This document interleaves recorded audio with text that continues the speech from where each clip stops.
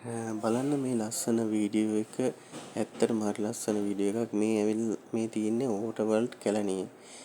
Kelaniya water world එකේ මේ ගියාම දකින්න ලැබෙන අපිට මුහුද යටින් වගේ අත්දැකීමක් තමයි මේකෙදි දකින්න ලැබෙන්නේ. විවිධ පාට මාළුන්ට කෑම දාන විදිහ තමයි මේ වීඩියෝ එකකින් අපිට පෙන්ලා තියෙන්නේ. ඕගොල්ලොත් යන්න ගිහින් බලන්න. ලස්සන මාළු ගොඩක් මුහුද යටින් වගේ අත්දැකීමක් ඇත්තටම හරි ලස්සනයි.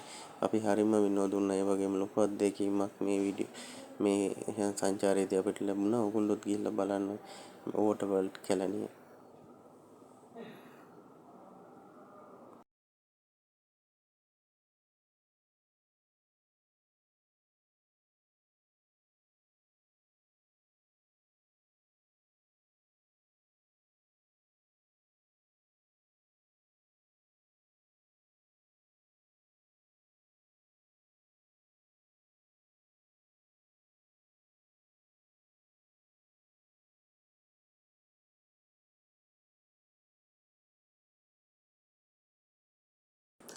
මේ තියෙන්නේ අපි ගියපු වෝටර් වර්ල්ඩ් වීඩියෝ එක. මේක ලස්සන වීඩියෝ එකක්. බලන්න හැමෝම කොච්චර ලස්සන මුහුද යට ඉන්න වගේ අත්දැකීමක් තමයි අපිට ලැබුණේ මේ සංචාරයේදී. මායි කවිතුයි සචිතුයි තමයි මේ ගමනට එක්වුණේ. බලන්න පොඩ්ඩන්ට හරිම ලස්සන වීඩියෝ එකක්.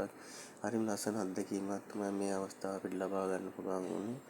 ඕගොල්ලොත් ගිහින් බලන්න වෝටර් වර්ල්ඩ් කැලණිය.